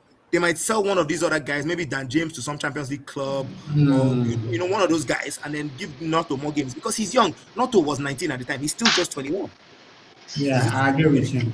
That's 21 age. Let's just leave it. Let's leave it there. When you saw him is when he saw you. So finally, let's talk about Chelsea Spurs. Right now with West Ham losing, I think Spurs can take their foot off the gas a little bit because I think a draw should be enough for them to stay in the league, right? Yes, it will be enough because their goal difference is like 10, 15 better than West Ham. Yeah, they are on -9. West Ham is -22. That's a whole lot. And they are playing Everton at home last. West Ham is playing Leeds at home. So If they a get draw a should draw, be they are enough. safe. It Yeah, has to be they a are safe. 13-goal swing. That would have to be the biggest match fixing in the history of Even Nigeria League self will have to do. Yeah. Oh, please, Now, for all my people that bet out there, just put your any amount, rent, whatever, on a red card in this game. This is Yeah. Chelsea versus Spurs. Battle of the Bricks Part 2. So yeah, the kind of funding that sent people to their financial grip. Because let me tell you what's going to happen. Chelsea have just lost the FA Cup final. Spurs have not won in Stamford Bridge since I didn't have baby. You understand? Spurs need it. Chelsea happily stopped Spurs from giving Leicester a title fight. People Yeah. remember this. I forget the Yeah. Battle of the Bridge now. Yeah, Where Eden Yemi had Hazard, I stopped the ref remember. at 11. They said that the ref that I forgot which ref did that game. He wrote it in his book that was the most ill-tempered game he had ever refereed. Everything was a fight, was a niggle because Chelsea were not playing for Yeah. anything. Chelsea Yeah. were coming 10th. Remember, that was the Yeah. post-Mourinho year. Chelsea were coming Yeah. 10th. Allow your London neighbors to do But something. you could see the joy in their faces when they were. They were happy. So Chelsea's plan was to relegate Spurs. Now Yeah. Spurs have a chance. So they might just be like, you know what? Let's just rile them up, get 2 red cards on their side, and have a chance. That game is going to be interesting. Yeah, but my challenge is this: the way Chelsea has been playing has been bad, like really bad, Yeah. and they said they has kind of ignited some life into Tottenham. And some fights, not just life, and some And some fights, because under Tudor and Frank, they really looked poor. So and no, because again, it shows this scenario of little things like coaching ability. Tudor is not terrible, but he was the wrong man at the wrong place. Look at the Tudor's second press conference after they lost to Arsenal. He was like, "Man, the problems were worse than I thought." yeah, His second press conference was like, "We can win 5 games. There are players here. There are guys here. We can win 5 games." Same players, though. 2 different Mindset. attitudes. Yeah. Like people forget. I mean, because we're having that conversation earlier about how important our coach is and whatever. Sometimes it's not the coaching; it's how they make you feel. It's like I can never forget Frank Lampard talking about Jose Mourinho after the Barcelona semi-final. They could go to war for him, man. No, he was naked in the shower. You as a man, you know the vulnerability of nakedness. Say Mourinho walked into him, the shower in his suit was dripping on him. He looked at him and was like, "Frank, you are the best player in the world. You give me 80%, 90% every game." He even said something in his press conference that why he loves people like Frank Lampard. He'll give you 80% every game. Ronaldinho, he was indirectly yapping Ronaldinho, can give you 100 today, he might be 60 tomorrow. Frank, 80 every game. So Frank said that, he came in and he told me, "Frank, you're the best player in the world." Frank said, "I knew that I wasn't, but he made me feel like I was." Bam! And you saw Frank Lampard, super Frank. When they give you 20 goals from midfield, steady. Not even like, even was it. Oh, God. See, they forget managing, and even with like, I'll bring it, everybody, we use the club we know. Man United, I tell my United, we don't need the best at in the world, though. Man United has won 20 league titles. Liverpool have won 20 league titles. Liverpool have 10 different title winning managers. Yeah? Man United have 3. We are a club of, we need the right person. I don't know if you understand. He needs to carry everybody along kind of thing, because people forget. Look at it this way. Liverpool fan, here. Shankly was the man that started everything. We remember Shankly. It's Shankly's boys, whatever. Paisley won 4 times what Shankly won. Yeah. Shankly created the vibe. That's why that was the example I gave in some other conversation about this whole Klopp and Slot thing. Say give Slot a chance. Klopp is the Shankly. We don't give, he's brought back the good times, the rock and roll, whatever. Paisley was the quieter guy, the calmer guy. He's the one that won 3 European Cups in row. He was the one that, But if this, Liverpool's, isn't it your fancy is called the spirit of Shankly? Oh, do you understand? But Paisley's record to Shankly, like sometimes I tell people, the difference is clear. Paisley won twice as much. Just like even if Anne eventually wins like Champions League, in fact, quadruple. To tomorrow, if I see Klopp, like, man, guy. Yeah. And speaking, I digress a bit.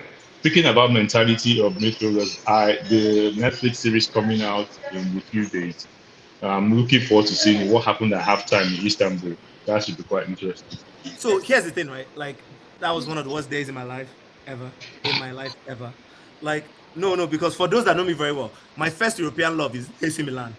Yeah. And then as a Man United fan, I already hate Liverpool. So that day, at 3-0, I was already calling one babe, like, "Hey, where are we hanging out after? How we doing? Let's go." It was, 2000, blah, blah, blah. By full time, the babe called me back. The way I answered her. But you know what? Fantastic. I'll tell you why. That game, that season and the next season, are wide till tomorrow. I'm about to get shot for this. I don't even know if I should really say this, right?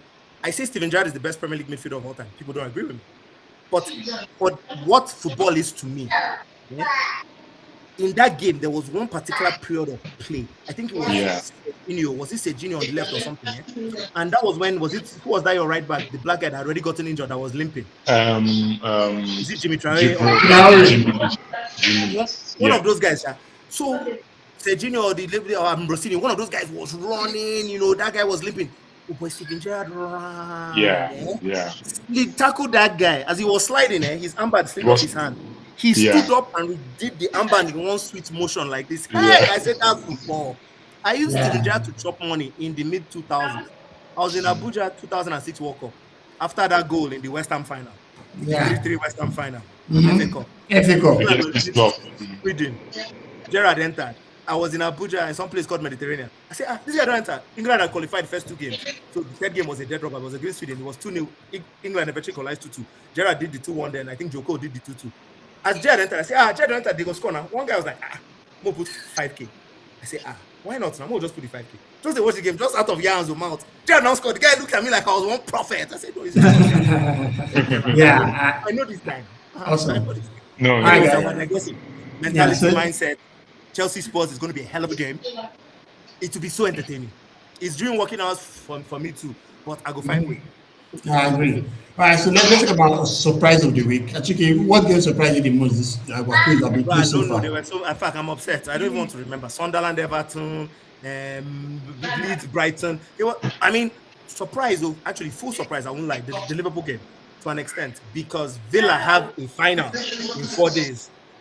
In 5 days. As of the time, it was in 5 days, I guess. Yeah, Friday, Saturday, Sunday, Monday, Tuesday, Wednesday. Okay, yeah. So I thought they would play a slightly weakish team and just try and hold out for a draw. But Liverpool were so bad, and I was like, wow. Because I was surprised. Because as bad as Liverpool are, they have one game a week. They have nothing to look forward to except try and qualify for that Champions League. But I guess also Vert injury, a couple of niggles here and there. So it started off with a bit of a bang. But as the game was going, so you said you didn't watch it. I watched it. As the game was going, it looked less like a surprise. But I'm serious. If you had told me 4-2 to Villa before the game started, I would have said it's impossible. 2-2 at least. Sure. What about you, Michelle? It's funny, to me, even as a Liverpool fan, that wasn't a surprise. Like when how normally, like if I get to go alert, I'm like, oh yeah, I'm surprised, but I wasn't, to be honest. So I'd say the surprise was Everton at home to Sunderland. Like just Sunderland have nothing to play for. Everton are trying to finish as high as possible with our hero dignity. So to me, that's the surprise of the week. Personally, that's what I'll pick as surprise of the week. Okay, makes sense. All right, so let's have a look at the injury and suspension watch. So far, we've had a couple of injuries. Chadiria for Crystal Palace, Derete for Sunderland, and there were 2 injuries in the Leeds Brighton game, both Stark and Aronson. Minus Derete, I don't think there are any other player that had more impact. I think Stark was playing regularly for Leeds, though. Stark is the man. He's dead balls and set pieces and whatnot, yeah. But I think he's done for the campaign. What country is he from? He's going to miss the World Cup for sure. He's Austrian, right? No, they said it might not be a World Cup missing one. Are they sure? He's World Cup missing. Yeah, over what I heard, I think because they say it might be a World Cup missing one, though. Whoa. What country does he play for? Okay, but for German. He's German, but there are people. There's Goretzka. I don't think he will make it. I don't really care much for him, but yeah. So let's look at the table. At the bottom, obviously, we have the regulars: Wolves, Burnley, West Ham City joining them. It's quite crazy to see how tight things are from Leeds all the way up. Then of course Newcastle finally got a win. To put them on 49 points. At the top of the table, we have, the regulars. Arsenal needing a win against Burnley to potentially one game away from winning the Premier League. Man United clearly safe. It's quite impressive, honesty. Man United are the only team that their sport is their sport. We can't get less than that. We can't get better than that. Yeah, I agree. Every other team can move a spot or not. Yeah, but Bournemouth might really be trying to get in for that Champions League place. So it's about the game against Man City to be very interesting. All right, so let's get to the final form part, which is the predictions for game week 38. So in the last game week, we had Nonso and Dom on the channel. So obviously, in the 7 games played so far, Nonso got 3 correctly, while Dom had 2. Obviously, I don't know about this Man City game. Hopefully, this is not the result we're looking for. But till then, hi guys. So let's talk about game week 38. As usual, I'll call the fixture and you guys give me your predictions. Achike, Brighton Man United. 3-3. Nonso, End what of about you? madness. I'll say 1-3. Achike, Burnley Wolves. Ooh. You know, I Battle can of the see. Bastards. Yeah, I can see. You know what? 1-2. 1-2. Nice. Nonso. Wolves will 2-2. not be bottom of the table. They will just win and just not be top of the table. Wait. Excuse me. How many points do they have right now? If Wolves win, they won't be bottom of the table now. Are you kidding me? Yeah. Oh, they are 19. Ball is on 21. Oh, wow. That's just gangster, man. It'll be crazy. Yeah. So, and also, did I get your score? 2-2. Okay. Achike, Crystal Palace Arsenal. 0-6. What? There you go. Wow. I said no. I have to stand by the fact that I said Glasner must play his under 20s.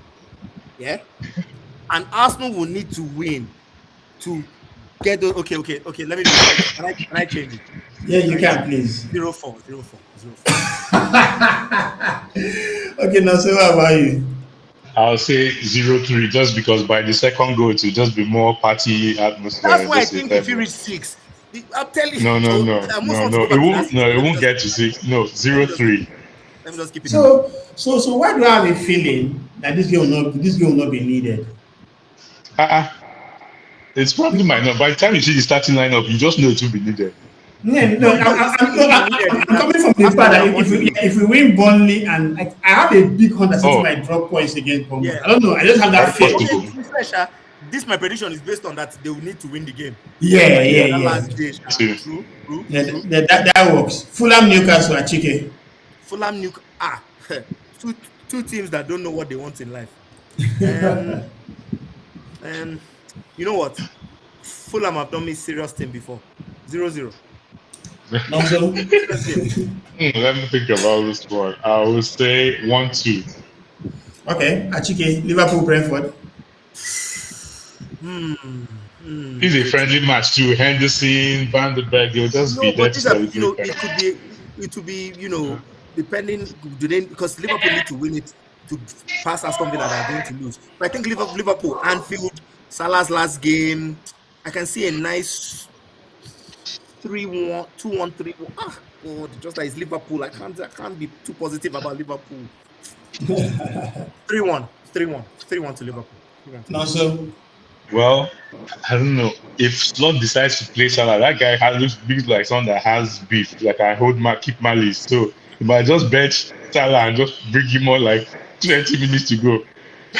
But I don't know if that's the case. Maybe I'm just seeing I feel like we're just going to end on a low note. I'll go 2-2.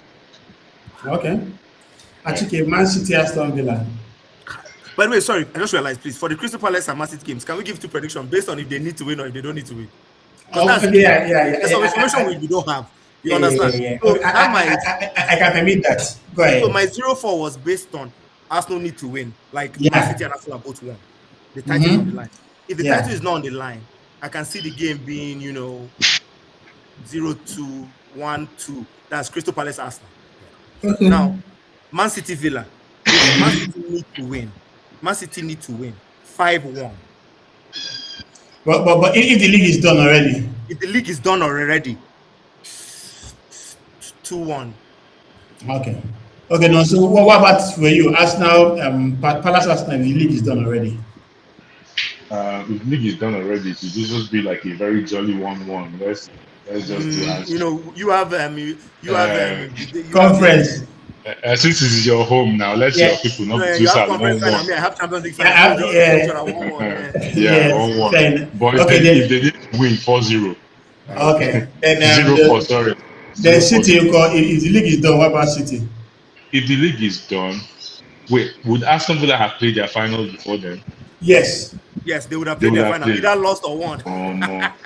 So I would just say they feel just because they feel like they can just force and if the league is done, I'll just see like 3-2-1 Aston Villa.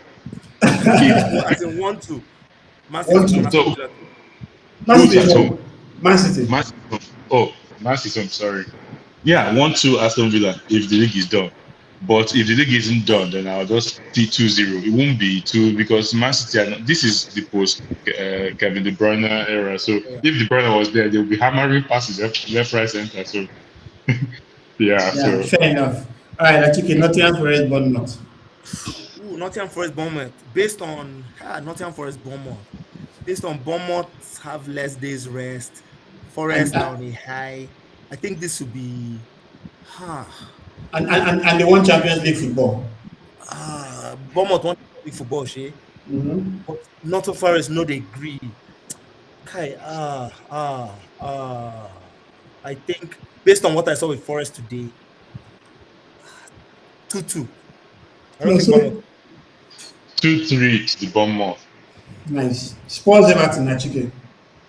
Can we also do if Spurs are safe or not safe? These things are very important. These things are very important. Okay, I'll permit it. If they are not No, safe because this is very important. If Spurs miraculously get the point they need against Chelsea, against Chelsea, if Spurs get the point they need against Chelsea, vibes. so that means they are safe. They are Mm-hmm. safe. It will be 1-3. They will Okay, be on the beach. They would have gotten drunk all week. They would not have any time for anything. Although we saw this week Everton can be foolish, but that's another yeah. story. No, Spurs if they need the win to if they avoid need relegation. something, if they need a point or they need something in the game, I can see it being like 2-2. Okay. No, so If they need that game, I would say Spurs will just make it 2-1. If they don't need the game, they'll play 1-1. all right. Sunderland Chelsea. Achike. Sunderland Chelsea. Sunderland they worry. They are evil and wicked. Mm-hmm. Welcome Alonso with a loss. 2-0 Sunderland. No, so If Alonso is in the dugout, then I'll go 1-1. Is it coming in dugout at all? I thought it's no. July 1. Yeah, July Oh, 1. July. You see, this is why I need to watch more news. Okay, I beg. Sunderland will be there 2-1. All right. Last game, West Ham Leeds. Achike. Are they down? Are they down yet? Do we Most know? likely they Actually, will no be matter down. what, No, they are going to be I've already down. seen the pictures of Bowen clapping the fans while he's crying. Yeah, so they're not only getting relegated, they're going to lose the game to go down. I can hear Peter Dury. They had it all to do and they didn't do it. So 1-2. Nice. No, so 2-0. As awesome. in West Ham to win. Oh no, sorry, 0-2 lead. Okay. All right, guys. So thank you so much for spending time tonight. It's always good having you guys on the channel. It's so sad to know that we're going to do this just one more time next week on Sunday, and of course, all focus to go to the World Cup. So, Achike, in general, how was Game 37 to you? It was an interesting game week. I mean, like we said, with the upsets, the ones we're not sure would happen, twist here and there. Bruno Fernandes finally got his 20th assist after 17 misses from Mbuemo, Zexi, and everybody. Oh my god! There was one to Patrick Dogu that I was like, "What is going on?" And then that's when it actually made me realize, like I said earlier, I miss 2020, 2021 Bruno because this season, is Bruno's lowest scoring season in Man U. Yeah. Even in 2019-20 that he played for only 5 months. No, 4 months now. He came 1st of Feb and only played to the end of May. Yeah, like 15 goals or some crazy You amount. understand? So I now realize that, so I'm happy with the assist record, everything this and that, but I miss that Bruno way. He could just keep an day, fire shot. No, I think now that he has gotten it, I think next season he'll be back. Because there were 3 times where he was looking to pass. I said, brother, shoot now. Where is the Bruno that used to hang Everton keeper like this? My only problem is his FPL price next season. They're going to hype it up now to like No. 12. And there won't be Salah to drag with him. It's okay. I don't want to give cheat code. This season is the worst season he'll have because we will get our penalties back next season. Bruno's got only 2 penalties this season. Is it not 2? And lost another 2, needs 2. But the old Bruno will be back next season by the grace of God. Amen. So it was a good weekend. I mean, the game against Nottingham Forest was actually a very good game. And Anderson again showed why they are saying 100 million for him. Oh boy, that guy Wario, back and forth, back and forth. So it was an I interesting woke game. up after the game. Oh, okay. No, I mean, it was 5:30 a.m. for me, but it's Man U now. I have to watch 5:30 a.m. Yeah, it was. You know? Yesterday I was out late, so by I the see time I your woke life. up, it was by The 8:30. French in life. Yeah, But okay. yeah, no, it was a good weekend. Sunderland showed that they're a serious team. Next season, they would have been back out a bit. Let's see how they react to that. You know, it's been a good weekend, you know, and it's been interesting. Lots of stuff happened. Leeds showed that even though they are safe, their mind is not on the beach. Yeah, You yeah. understand? They played a good I was game. surprised with that result, actually. Yeah, because that was the game I was watching. It was the game that what they call it, Go Rush was on. So that was an interesting watch as well. Liverpool against Aston Villa. Aston Villa, it was an interesting one. They have the rest, the 4 days rest. Let's see what they do in Europa League. Liverpool, I believe we knew where they were at. This was a year of transition. Like I said, they could still come fourth, a respectable fourth, with the injuries they've had, with the loss of Diogo Jota, with the increasing age of Van Dijk and Salah. It's not the worst thing in the, like we're so reactionary these days. Sorry, I lost you for a second. You're frozen now, sir. It's because it's Liverpool talk. He wants to Can talk. you hear me? Nobody wants to hear Liverpool. Hey, well, we lost it. But overall, you know, a good weekend. The next few games are quite important as well. I mean, Arsenal, we all believe it's football, anything can happen. But we all believe they're going to give Burnley a big one. And in the history of the Premier League, nobody leading on the last day has held the lead. Yeah, it was a good week. It was a good penultimate week. There's enough interesting stuff left for next week. Awesome. All right, guys. Thank you so much for spending your time tonight. Don't forget to like and subscribe. We're going to see you on the next show. Until then,